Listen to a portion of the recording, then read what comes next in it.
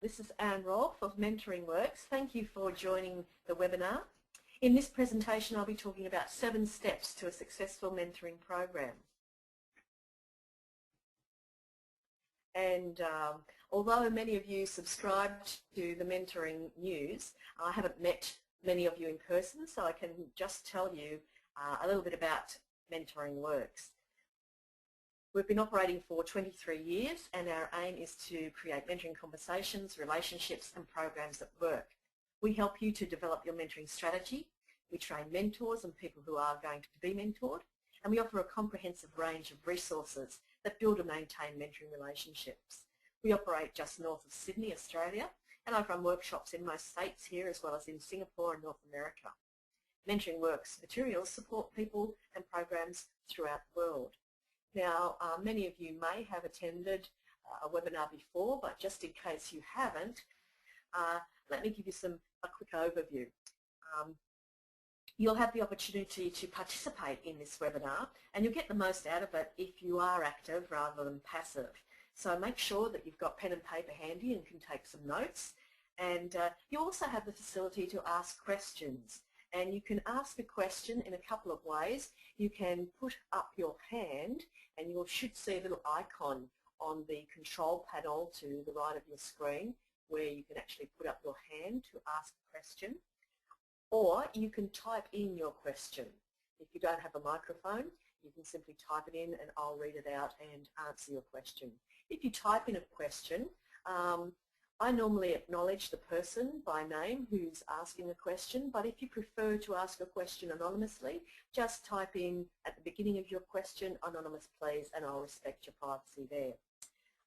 As I said, you can put up your hand by using that little icon, and I will call on you if you have your hand up at an appropriate time during the webinar. Rest assured, I will only call on you if you have got your hand up. And at the moment, everyone's microphone is muted. But if you have a microphone and you have your hand up, at some stage when I call on you, I will be able to unmute you so that you can speak to us, and I will hear you, and so will all of the other participants. This webinar is being recorded, so just bear that in mind if you're speaking. Any confidential information you shouldn't be revealing to the public, or just keep that to yourself. Otherwise, yeah, just bear in mind that the webinar is being recorded. The good news about that, of course, is that you can come back and listen to this webinar later on if you wish to, and do it again.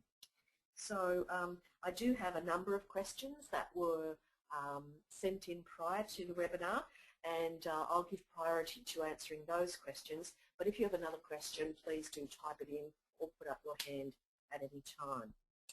Helping me here in the office is my assistant Chantel, and she's going to record the webinar and actually put it on the website for you later on to view and listen again. As I said, you can participate, and the way that one way to participate is actually by responding to polls. And we're going to do a poll right now. I'm very interested to get some feedback from people on the line, and just trying to know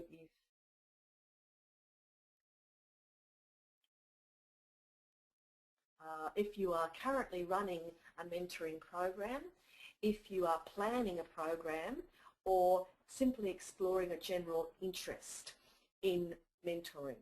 So I've just launched that poll. It should be coming up on your screen now, and you'll see that you can click next to one of the responses there. I can see people are responding right now, and this will give us a better idea about who's on the line and just where you are at in terms of your interest in mentoring.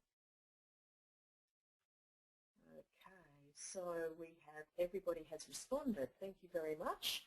And I'm just about to share the results with you now. So the results should be coming up on your screen. And I can see that we have 40% of people are actually running a mentoring program right now, so that's great. 40% are in planning phase, so welcome. This is a really good webinar for you to be participating in. And 20% have a general interest in mentoring, so hopefully this will be very much of use to you as well. So let's continue on now. This webinar is called 7 Steps to a Successful Mentoring Program, but in fact I've identified 7 fatal flaws, and I wrote an article which you can actually download from the website, and you'll see that there are 7 fatal flaws, and this is important because a mentoring program that doesn't achieve its full potential is a concern, but one that fizzles out or fails can leave staff cynical and management quite contemptuous about your HR strategies.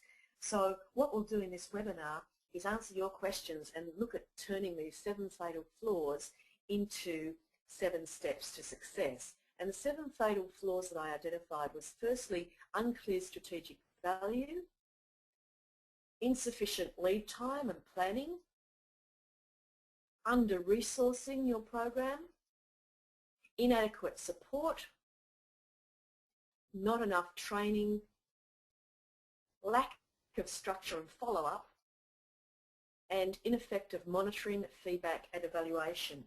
So I'm going to take the first one first, obviously, this problem of unclear strategic value, and talk about developing the value proposition as the first step to a successful mentoring program. And have a couple of questions that did come in prior to the webinar. Questions came in from Nikki, and you're on the line, I see, Nikki, also Jody and Laverne. Your questions really relate to this area of developing a value proposition. So Nikki, you said, you asked me about special inputs for making mentoring programs a success in an organisation of highly qualified scientists who may not be fully excited about mentoring. Then we had a question from Laverne, who says, our centre is in a small rural area, no transportation system, connected to a small church, and youth ranging in ages from 15 to 18. What group should we focus on, and what techniques are good for recruiting mentors and participants? And there's also a question from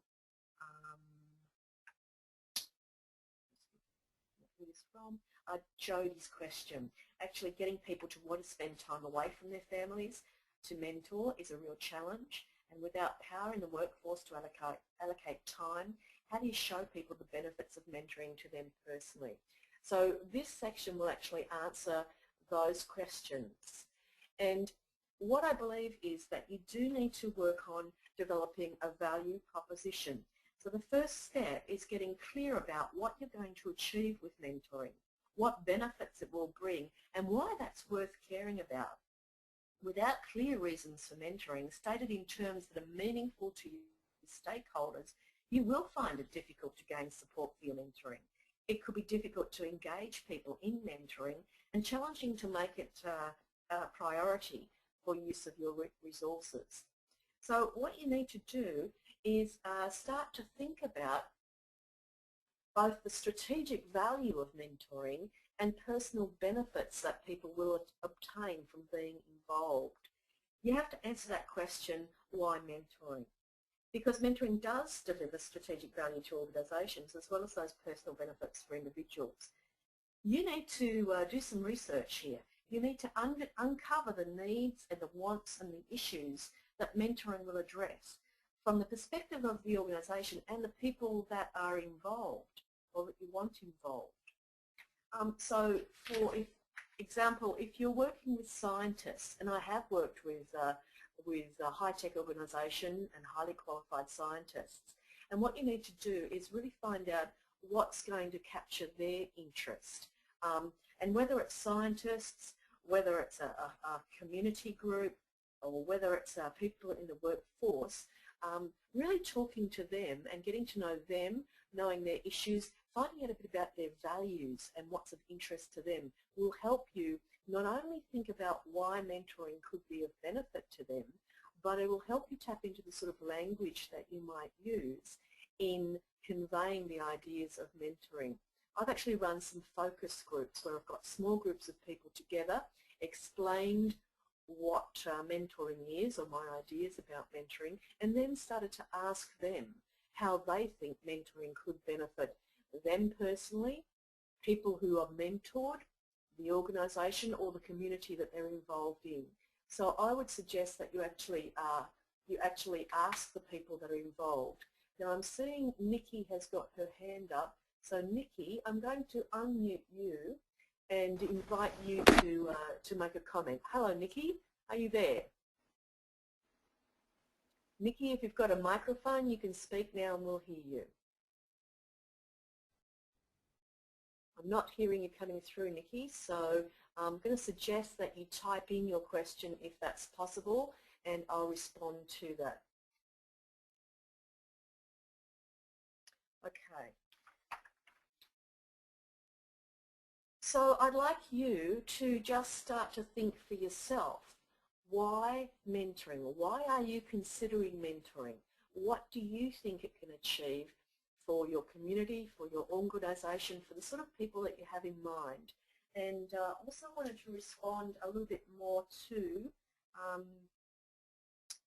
the question of the community group with youth ranging from 5 to 18. I really want you to focus, this is Laverne, you need to really focus on what you think you can achieve, but you really need to talk to these groups of young people and find out what's going on for them. What are their concerns? What are their needs? What are the issues that bother them? In an organisational context, you'd be trying to find out where is the pain in the organisation, what's hurting, strategically, what are the problems that the organisation are facing, and then you can start to think about, okay, where can mentoring make a difference? Realistically, what can mentoring do in this context? By talking to the people that you seek to involve, then you could start to develop your objectives. I'm actually going to send out to you a template that we use in the Designing Mentoring Programs workshop that allows you to start to think about strategic aims, program aims and strategic objectives. And there's a worksheet with examples that I'll actually send out to you. Now, Nikki, I'm seeing your hand up again. Let's have another try and see if we can unmute Nikki. Okay, Nikki, can you speak now and ask a question or make a comment? No, not hearing you, Nikki. Okay, we'll just have to persevere, and if you have another question, you can type that one in. Okay. So the second step that you need to take if you're going to make your mentoring program a success is around lead time, allowing enough time for preparing your program. Now the slide that's coming up next on your screen actually illustrates a program that I ran, finished late last year, and you can see a whole range of activities in this particular program over a 2-year period. Now as you scan the sorts of activities that were on that program, I want you to start to think about how much preparation needs to be done before the launch. And you can see we actually launched in December 2007. I want you to look at the program of activities there and think about how, take the timeline the other way. How much time do you think would have been involved in preparation? To help you think about how much time you need for preparing your mentoring program before you actually get people together, I've got a design checklist which is coming up on your screen now, and again I will send you a hard copy of this list of questions, and this is by no means an exhaustive list. There will be a whole bunch of other things that you might need to do before you actually got people together in your mentoring program. But this gives you a bit of a starting point to think about all the things that you need to do in the design phase of a mentoring program. So now I want to ask you another question, and again I'm going to invite you to respond. I'm going to launch a poll now that's going to actually ask you, if you were starting from scratch, how much lead time do you estimate you would need before your peers actually got together? Do you think it would take 4 to 6 weeks, 3 to 6 months, or 6 to 12 months? Okay, seeing votes coming in now. Almost everyone. Just a couple more seconds. Just click if you haven't already done so. Looks like we've got pretty much everyone who's going to vote. Anyone else? Going to quickly click. Okay, so what we have then in terms of your responses, 33% of people, thank you, 33% of people are saying that 46%, sorry, 4 to 6 weeks is what you need. 50% say 3 to 6 months and 17% 6 to 12 months, which is pretty much what I expected. My experience is that you need generally 3 to 6 months. Now, for those of you who said 4 to 6 weeks, you could do it in 4 to 6 weeks, maybe closer to 6 weeks than 4, but you'd have to throw a lot of resources at it. Keep in mind that you have to engage the people who you want to be involved in your program. So you've got to advertise or market or talk to them in some way, communicate with them, get them on board, get them to understand what's involved, and get them signed up to participate. Then you've got to give them some training. So let's have a look at this. If you're thinking 6 to 12 months, maybe you're right at the beginning of your planning phase, and that's a really good lead time. But 3 to 6 months, as 50% of you have said, is pretty much the time frame I generally work with in terms of getting people started. And the best way to start is to get a group of people together, get a group of stakeholders together. And by stakeholders I mean people who are going to be important to you in making your mentoring program work. These could be decision makers, they could be managers if you're in an organisation. If you're in the community, you want some of the community leaders. And I'd also suggest that you get involved some of the people who are likely to be mentors and people who are likely to be mentored. And gather those people together and go through a planning process with them. You can use the design checklist and the other materials that are available on my website if you wish, and you need to really think about the design of your program with those other people involved. So the third step in making sure that your mentoring program is a success is resources. By this I mean people, time, and possibly money needed to get your program off the ground. And of all of these, at the heart of your mentoring program is going to be a coordinator. A bit like a domino effect. If the coordinator falls over, so does the rest of the program. So some people call this a program director, other people might call it a program manager or a mentoring coordinator. It doesn't matter what you call it, the role is actually coordinating the program. And this person or team of people will be at the heart of your mentoring program. This person needs to be allocated an appropriate amount of time to coordinate the program, not just added on to their current task list. And the tasks could include these. And again, this is a checklist which I will send you a hard copy of.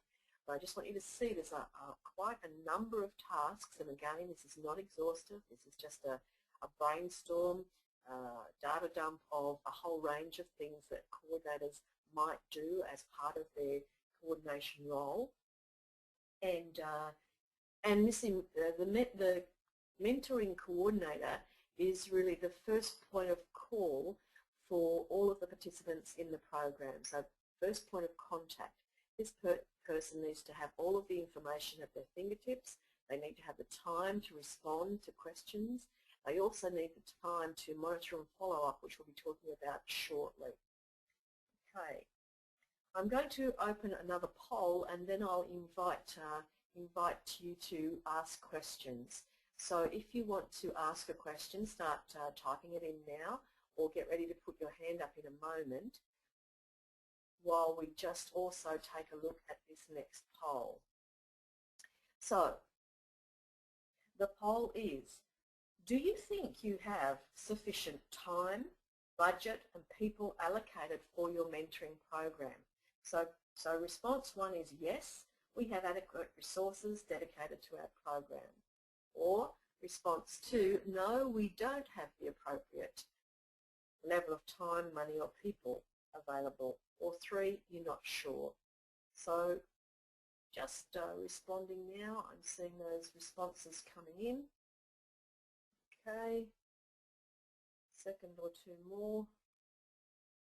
Okay, most of you have voted on this, so I'll close the poll and share the results with you.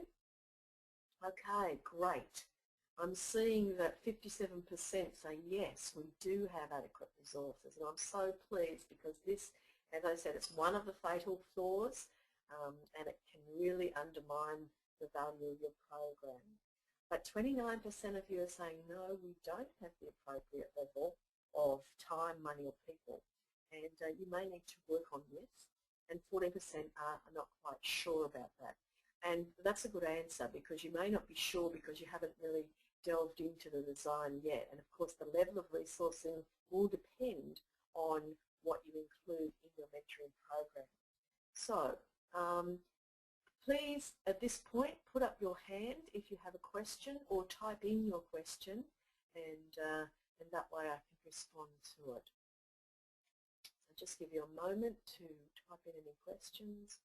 Put your hand up. If you have a microphone, I'll open that for you. Okay.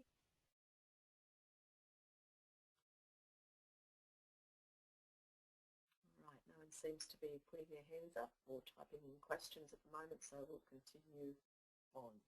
Okay, the next issue is support for your program. And okay, I'm just getting a question here from Jane. Okay. What sorts of costs are associated with some mentoring programs? That's a very good question, Jane. Thank you for that. It depends on whether you're in an organisation or in a community or some other sort of program. If you can clarify that for me, I can talk more specifically, Jane. But I'll talk from an organisational perspective first of all. Your main costs will be the cost of your coordinator's time, so someone has to be allocated to manage the program. You need resources for your participants. Now, we're going to talk about training in a moment, and that will be a cost, putting on the training, getting people out of the workplace, taking them away from work and getting them into a training room if that's the strategy you choose for your training. So there's the cost of that. There may be some catering associated with that. There could be some travel costs as well. If you're going to train from within, then you'll need some resources for your trainer. If you're going to use an external trainer, then there will be your consulting costs involved in that. The main costs will be taking people out of the workplace, your venue and catering and associated training costs. And also, if you are going to allocate time out of the workplace for people to get together, then you may have to look at billing for that. We'll be talking shortly about a communication plan, actually getting the message across about mentoring, and there might be some printing costs, there might be some other costs associated if you do, say, an intranet site. If you're going to use website, there'll be some technology costs for those sorts of things. So I hope that answers your question, Jane. Yep, looks like she's saying thank you, so looks like we've got that question answered. Thank you. Please feel free if someone else has a question to either put your hand up or to type in your question. I'm not seeing any more at the moment, so we will continue on. And we're talking at this point about support.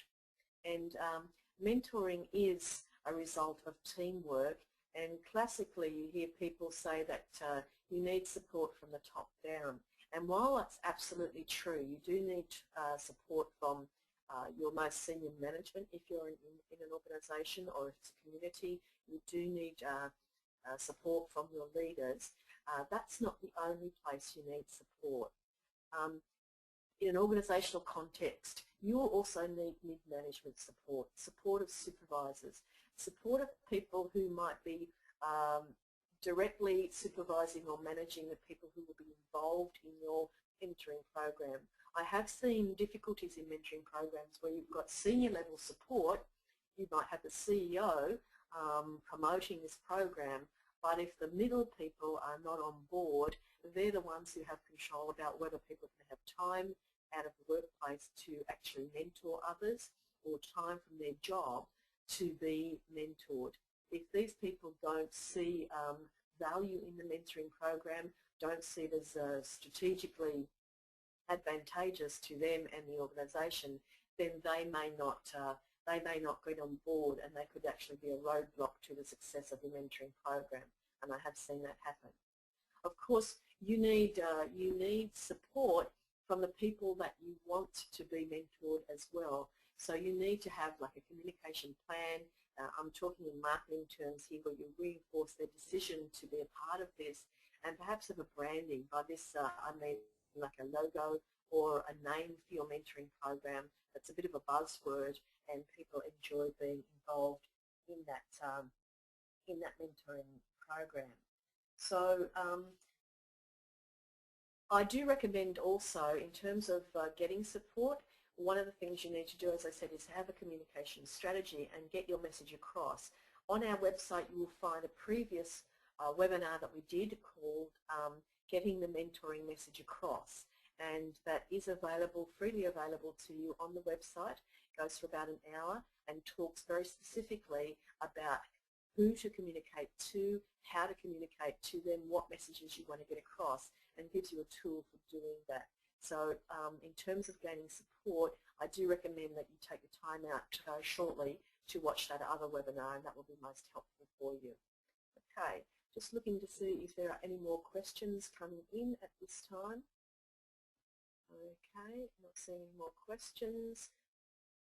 Typed in, no hands up at the moment. So talking about your communication plan, here are some ideas that may be of assistance to you. You need to communicate right across the life of your program as well as beforehand. And you can see here that in terms of your communication aims, and I've talked about gaining support here, you really want to involve those stakeholders in the planning phase. And one of the things I've done is run information sessions in organisations where I've gone in and talked about what mentoring is, and in general terms what the benefits are. But information sessions should be regarded as a two-way street, two-way communication, because you want to listen to people, not just talk to them or preach to them, or try to sell them the idea of mentoring. You're much better off just giving them a little bit of information, being enthusiastic, sharing your passion for mentoring, but then setting up ways to hear from them about their views, and this can allow you to design something that's really going to work for them. The other thing you can do is to actually recruit champions. Now these are people who might not have time to be directly involved in your mentoring program, but they're going to be influential people who are passionate about mentoring, who can go out there and talk about mentoring, can be a part of the program in the sense that they promote the benefits of mentoring and encourage people to be involved. You can have general information available, and you can email people if you have that sort of facility. You might set up an intranet site, a web page within your organisation specifically about mentoring, where you can have resources for people to find out. Perhaps you can download an information kit. You can set up a blog. You can have video testimonials or indeed written testimonials. People like to read about people like them who've gained benefits from mentoring. And what I find is that mentors gain as much, sometimes more, than someone who is mentored as a result of mentoring someone else. So if you can get some comments from people who have mentored others who've found it beneficial to themselves, I recommend you get those testimonials and make them available in whatever format, whether it's video or written or audio, so that people can really get a sense of, well, here's a genuine person who's telling me that this is of value. Here's someone like me who thinks mentoring is worthwhile, and that will help you to recruit participants in your mentoring program and give it the credibility that it deserves. You can do things like posters, brochures, newsletters, and coming back to Jane's question of cost, you can see here some of the things that are going to be included in your budget. I recommend that you put together some sort of information kit so that when people inquire about mentoring, you've got some material that you can send out to them. But don't just rely on email, don't just rely on written things.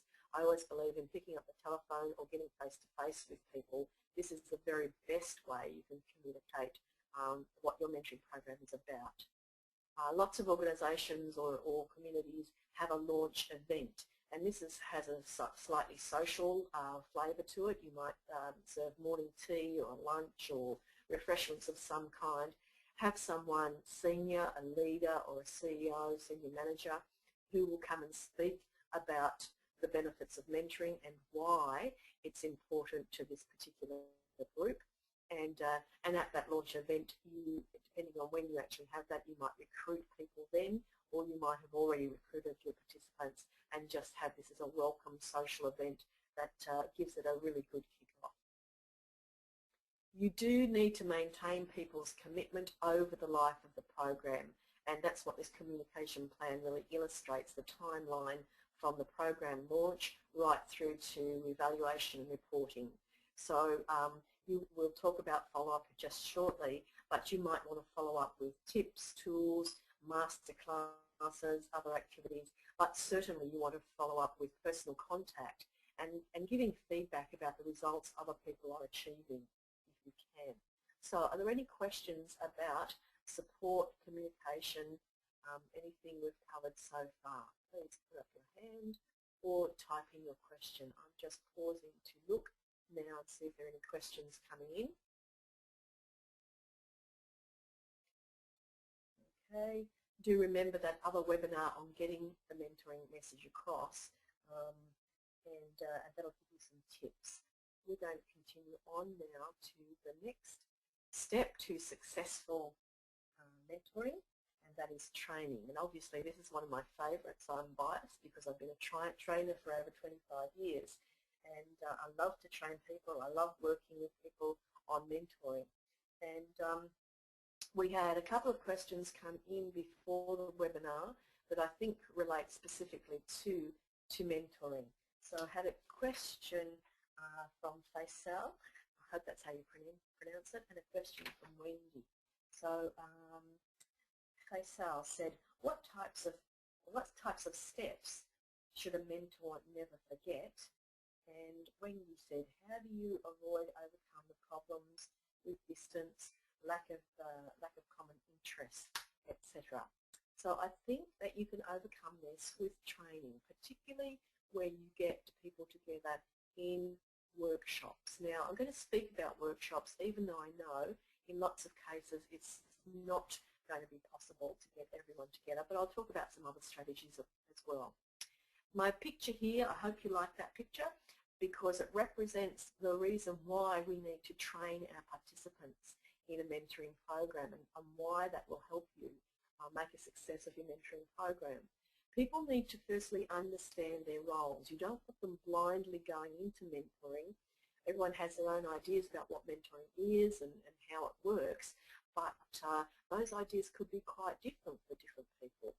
So it's good to have a common understanding about what mentoring is and what it isn't meant to be in the context of the program that you're actually running.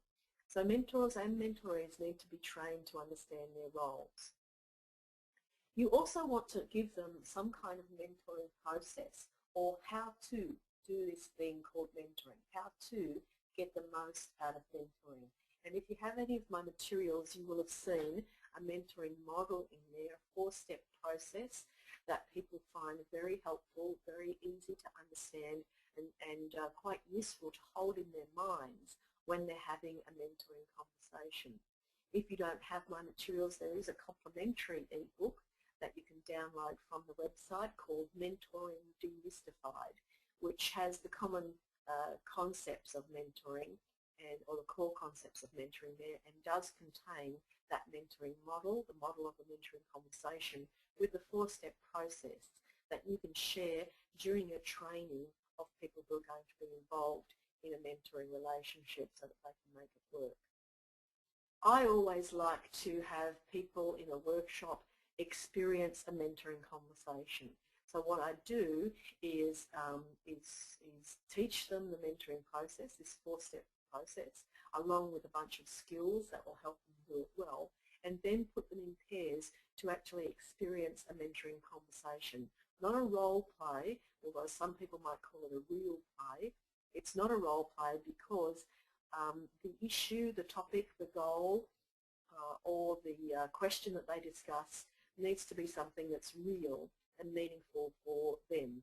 It doesn't have to be work-related. It doesn't have to be life-changing. It could be just a simple, everyday question or a goal or a decision that they're in the process of making that they can share with another person so that they can experience the sort of questions that a mentor asks. They can experience the kind of listening that we teach mentors to do in these workshops. And then they can practice it for themselves. So in my workshops, everyone gets an experience of mentoring someone else and being mentored about a real issue. I do like to run, ideally, 3 half-day workshops, though this is not always possible. It's useful to have the mentors separate from the mentorees, even though the content of those workshops is very, very similar in the sense that both workshops will talk about the mentoring concept and the process that I've just mentioned to you. For the mentors, we'll focus on mentoring styles and strategies and having them experience a mentoring conversation before they actually try to mentor someone else in the mentoring program. The mentorees, we talk about the mentoring concept and process.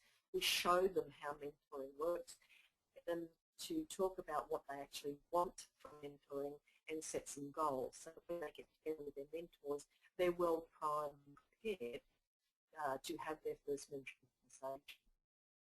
When we get them together, we talk about the roles and responsibilities of mentors and mentorees. We also give them the opportunity to talk about some of the things that might go wrong and what they can do about it. And then we put them together in their first meeting so that they can negotiate their expectations and talk about their goals and agreements. So that's an ideal scenario. It's great when you can get people face-to-face in a room, but of course that's not always possible. So you may actually have to look at alternative ways of training your mentors and mentorees. You may have to look at online, if online is a facility that you can utilise. You might have to look at written communication. You may even have to look at one-on-one. So you might actually have to mentor your mentors in how to mentor and then support them as they go mentor other people. So consider a range of ways of getting the training to your mentors and people who are mentoring. I'm going to quickly ask you another set of questions in a poll just to get some feedback from you. Be interested to know whether you provide information sessions or training for your mentors, for your mentorees, or for mentors, mentorees, and perhaps their managers as well. So just looking for your votes on this poll. Okay, about half of you have indicated whether you provide training, who you provide training for.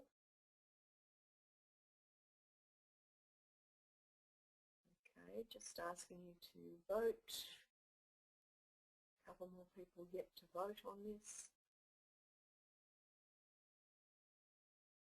Okay, so let's take a look at the results of that poll. And what we're seeing here, that 17% provide training for mentors. Now, you might like to type in at this point and clarify for me. If you only provide training for your mentors, no one else. No one has actually said they train mentorees. I'm assuming you don't just train mentorees, but 83%, which is a great result, of the people that voted in this poll said yes. They provide training for mentors, mentorees, and perhaps their managers as well. So that's a good result. I'm very pleased to hear that. And for those of you who are interested in training for mentors or mentorees, again, there's another webinar that's freely available on the website on training for mentoring. So feel free to go and have a look at that. Now, I'm not seeing any hands up or questions coming in at the moment. So, oh, I have got a question coming in. Okay, Jane, thank you. Jane says we train mentors and mentorees, not their managers. Perhaps I should have had 4 options for that poll. That's the most common scenario, that mentoring training is provided for mentors and mentorees. It's a newer idea to provide training for managers, and it mightn't be so much training for managers, it's more of a briefing. If you're not going to train them, I would recommend running some briefing sessions. They could be live, or you could do recorded information on your website. You could do a webinar, but I do recommend some sort of communication strategy, preferably a 2-way briefing where you can give information and also answer questions, satisfy their queries, answer any of their concerns, because you do need the support of people's managers if you're going to have 100% success with your mentoring program. Thanks for that, Jane. Any other questions or comments about training for participants in your mentoring program? Okay, so now we're looking at the structure and follow-up, and this is a critical area where you can succeed or fail in mentoring. If you don't have any structured follow-up for people, I often say jokingly, you can't put people together and say, go forth and ment. Well, you can, but a small percentage of people will make mentoring work, regardless of what support they're provided or what structure and follow-up is actually provided. But the vast majority of people do need some form of support. And this is reflected in some of the questions that came in prior to the webinar too. Someone said that it was Wendy. Wendy, I think, said once the formal part of the program was finished, contact wasn't kept up, and this is a very common problem, and this is why you need to have some structured follow-up. I was interested in Judy's question. Judy said, is it okay to limit a mentoring program to initially only 6 sessions, say fortnightly over 3 months, then provide the option of closure or continuing? Judy, I think this is a fantastic idea. I usually recommend to participants that they set a date, whether it's 2 months or 3 months from the start, where they actually have a meeting that is purely about reviewing their mentoring relationship and how it's going and what they might need to do to improve it, what they're doing really well if they want to continue, and indeed to answer that question, do we want to continue? Are we getting value out of this, or should we draw it to a close right now? Now, people might want to draw it to a close because they just haven't hit it off with each other, and in which case you need some structure in your program to cater to that so that they can have a no-fault exit from the program, and you might need to facilitate finding alternate partners for those people who haven't hit it off together, because they still might want to continue with mentoring, just not with the partner they're with. Obviously, you as coordinator need to manage that with great sensitivity and have your contingency plan built into the design, but make this clear from the beginning. It also may mean that you want to train up some spare mentors, if you like, have a pool of mentors that are ready, willing and able, included in all aspects of your program, but just aren't partnered immediately. They're there to pick up anyone who needs it. Okay, coming back to that question, once the formal part of the program is finished, contact wasn't kept up, and that is exactly what's going to happen in the majority of cases where you don't have some sort of structured follow-up. And what I suggest is that it's kind of like musicians, you know. If musicians just do their own thing, what you've got is a cacophony. What you need to do is orchestrate, make sure they've got music or a common tune that they're actually going to play, so that it sounds beautiful, not just a mess of music. So I like to talk about a range of activities that you might want to include. Now, you don't have to have all of these in your program, but these do give you some thought starters as you're coming up. You will find that mentors might want a network of their own, a forum to discuss issues that they might be having, or without breaching confidentiality, to talk about what's working well, what's not working so well, and how to overcome any difficulties that they might have. Indeed, mentors often say to me, well, who mentors the mentor? And if you're the program coordinator, that could well be you. Lots of other activities you can see. You can do teleconferences, though since we have webinars and they're so much easier and more visually engaging, I'd recommend webinars over teleconferences, but if people like teleconferences, you can do that. You can set up your own newsletter. You might do assessment instruments where people get to look at their skills. It could be personality, it could be communication.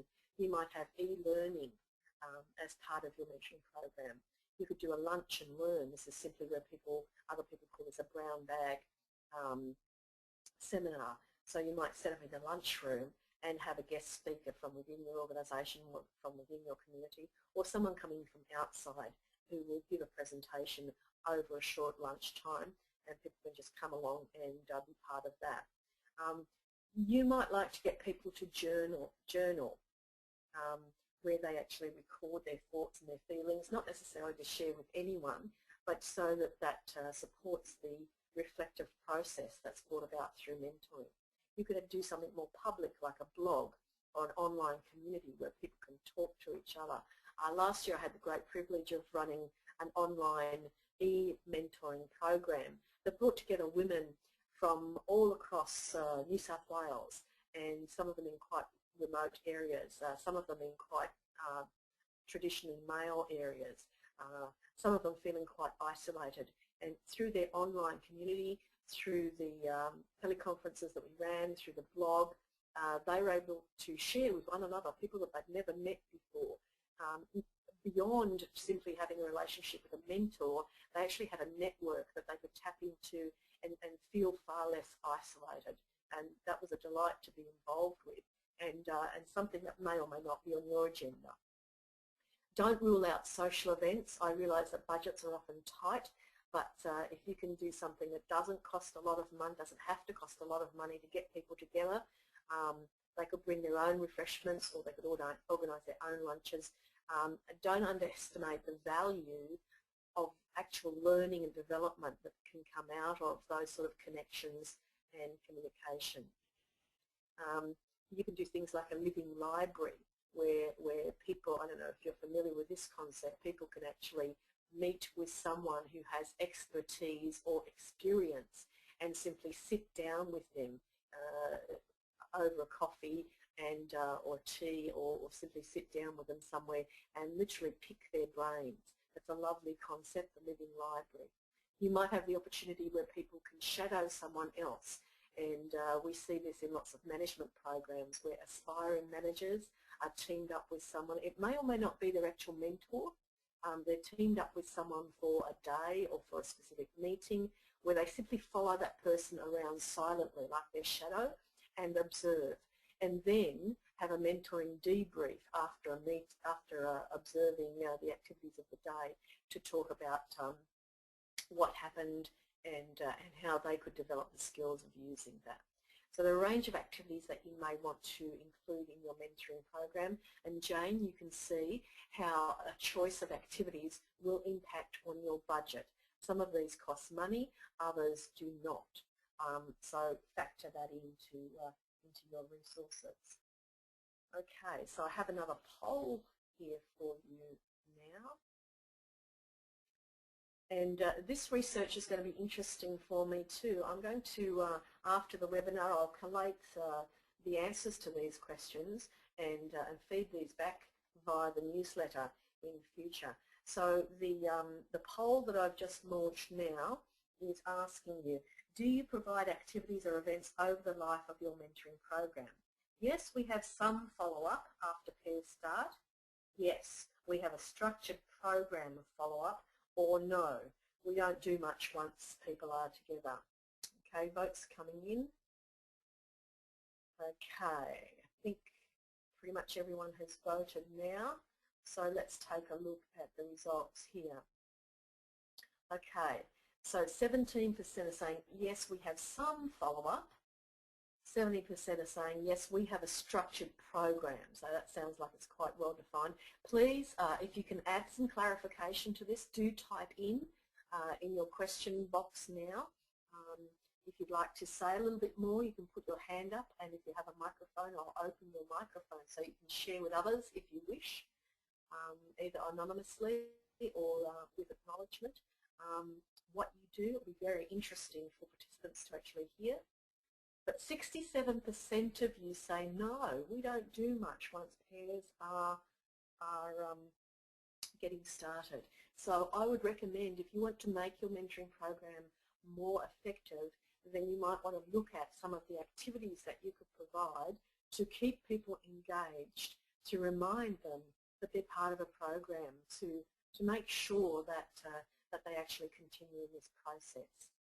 Okay, I'm not seeing any hands or any comments or questions at this point, so we will continue on to the last part of our webinar today, and that is about evaluation. And I did again have a couple of questions from Chris and from Hayden. So Chris said, I'd love to discuss some structure and tools around this process. And Hayden says, is there a predefined measurement matrix to assess the effectiveness of mentoring programs in the short, medium and long term? Okay, and Hayden, you might want to clarify that question for me, and also I'm happy to follow that one up offline because that's quite detailed. I'm going to give you a little response in the next few slides to each of these.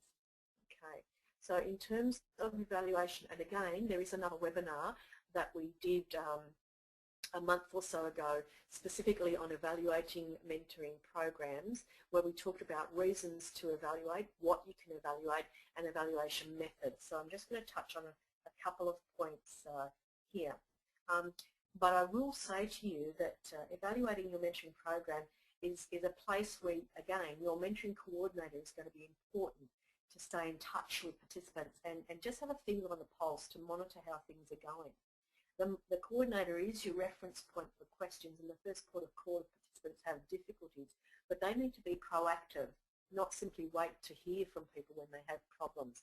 My experience is that that even though a coordinator might be emailing out every month or every few weeks saying, how's it going, are you okay, come to me if you've got a difficulty, there's still been situations where people don't speak up until it's too late, until the mentoring partnership has broken down and it's too late to retrieve it, which is a great shame. If the coordinator is in constant contact and can pick up on difficulties early enough, then you can resolve the issue. Or even if you can't, even if it does mean that we dissolve that mentoring relationship, the coordinator can then link that person up with someone else with whom they can have success.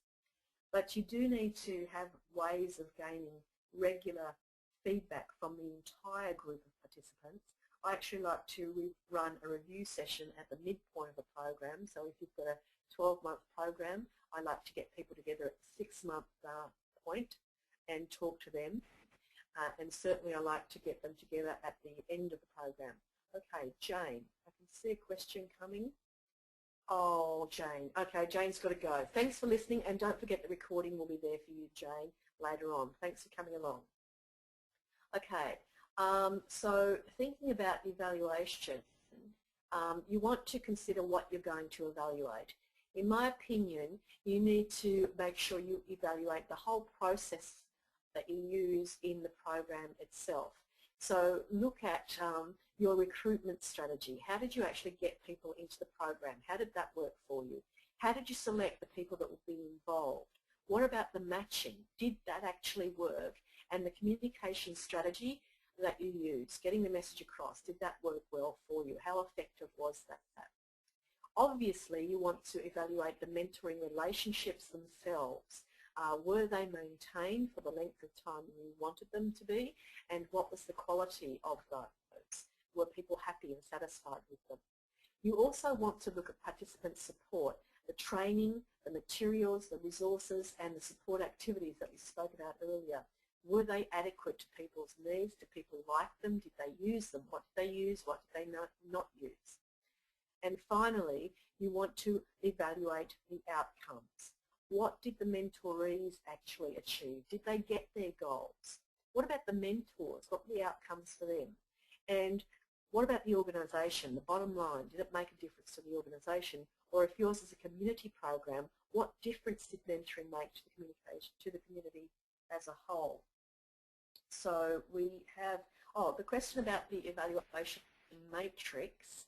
I have done a matrix for clients before. Hayden, there's not a predetermined matrix, but I do suggest you use a template and draw up your own. Looking first at success indicators, and in fact I'd recommend this for each of you. You need to identify your success indicators. What will tell you that mentoring worked for you? So I've just given you some samples here of success indicators that I've used in other programs, the sources of information or data from which you can gather an answer from, and the evaluation method. So running really quickly through this, in terms of the participants' objectives achieved, finding that out, obviously you ask the participants themselves. A number of ways that you do this, but one way is the survey at the end of the program. You simply ask them. In an e-mentoring program, one of the things we wanted to look at was, did people actually use the things that we put up on the website for them? So we counted the number of downloads from the website. We used Google Analytics, which is a good program which is freely available from Google, and we checked that at critical points during the program. Were the partnerships maintained? We had the coordinator checking to make sure people were still actually involved in their partnership. From an organisational perspective, a program that's targeted at retaining particular people, you go to your HR data on retention and you do some pre and post measures and so forth. This, in terms of participation in activities, well, for this webinar, I get a very good report from GoToWebinar. It gives me the attendance list and gives me details of the questions that were asked and those sorts of things. And you can compare that with other means of communication. So last poll for you coming up here about your evaluation. What do you actually do? And I'm very interested to know whether you have identified success indicators and measures, whether you have the coordinator monitoring and follow-up, whether you have a midpoint and final review, whether you have post-program or other forms of evaluation, or most or all of the above. So if you have all of them, the last response is the one you choose, otherwise pick the one nearest to representing what you do in terms of evaluation for your programs. Okay. Going to look at what you're saying here. Okay, so I'm very pleased to see that pretty much all of you have something happening here. 20% say you have at least identified success indicators and ways to measure, which is a great start. And in fact, this is the starting point. Once you've defined mentoring and decided why you're going to have a mentoring program at all, the next step then is to actually identify your success criteria and how you'll measure them. 40% have a coordinator monitoring and following up, excellent. 20% have a midpoint and final review, good. And 20% have most or all of the above, so that's a good result. Again, if you want to clarify, that's good. Okay, Hayden. Okay, Hayden's saying this helps, good. And Hayden, don't forget, we can talk offline, and also the evaluation webinar might be of interest to you as well. Before we wrap up our webinar, and I'll take your questions and comments, so start typing in if you have final questions or comments. We're coming up to the end of the webinar, but just before we conclude, I do want to actually suggest to you that if you need to take this further, if you are developing a mentoring strategy, then you might want to consider a new program that I'm launching in May. So if you're responsible for mentoring and you need to structure a program so that it is sustainable, if you're interested, as so many people are, in training your mentors quickly, if you know that you need to provide support for mentoring relationships and have ways of demonstrating that mentoring works, then I would suggest to you that you consider develop your mentoring strategy, the Mentoring Works program available online. Developing your mentoring strategy is something that a lot of people struggle alone with, but the alternative to that now is that you can have personal mentoring yourself, you can have group interaction and online learning to help you. It's very convenient, it's also cost effective, and it will be of convenience to you because it's delivered right to your desktop wherever you are in the world, and you can access all of the materials online 24 hours a day, 7 days a week. You can complete e-course activities at times that suit you. It's personalised because you can interact with myself, you can collaborate with your colleagues on the program. There'll be live webinars like this, in-depth webinars, and those will be recorded so that you can view them, listen to them at your convenience. It's cost effective because, unlike a training course, you don't have to leave your job, go away from home, there's no travel, accommodation or other expenses involved. So consider this if you are looking at implementing a mentoring program, if you're planning or reviewing your own mentoring program, or you want practical information, tips, tools, resources and processes, or indeed if you're just curious to tap into many years of practical experience and find out how to avoid the pitfalls of making mentoring happen. What you'll learn in this program is about the mentoring concept, what it is and it isn't, and a whole range of content that's there, including the coordinator's role and program sustainability. So lots of information there that will help make your program highly successful. How it works is it's a six-month intensive program where we start off with 6 weeks of intensive learning of webinars that will actually enable you to design your mentoring program and document your plan. Following that, we have monthly follow-up webinars and also one-to-one sessions, so mentoring by myself with you, either online or by telephone, to help you implement your mentoring strategy. So how it works, there's a one-to-one mentoring, online, email or by phone. You also get all of the Mentoring Works books and CDs. You'll get those in printed hard copy. You'll get a manual and reading materials to download. You'll get 10 webinars, self-paced online learning modules, weekly e-course notes and activities, access to the Mentoring Network online, which is our online community, and answers to all of your questions. So if that's of interest to you, the investment is normally 2,500 Australian dollars for this, but the next 10 people to enrol, you'll just pay $1,900. And what you need to do is either email me and I'll send you an enrolment form, or you can go straight to the website and secure your place. There's a link on the front page of our website where you can sign up today. So, any more questions coming in? Okay, I'm not seeing any questions or hands up at this point. What we've covered in 7 steps to a successful mentoring program is developing the value proposition so you can demonstrate strategic value and personal benefits of mentoring. We talked about lead time and planning.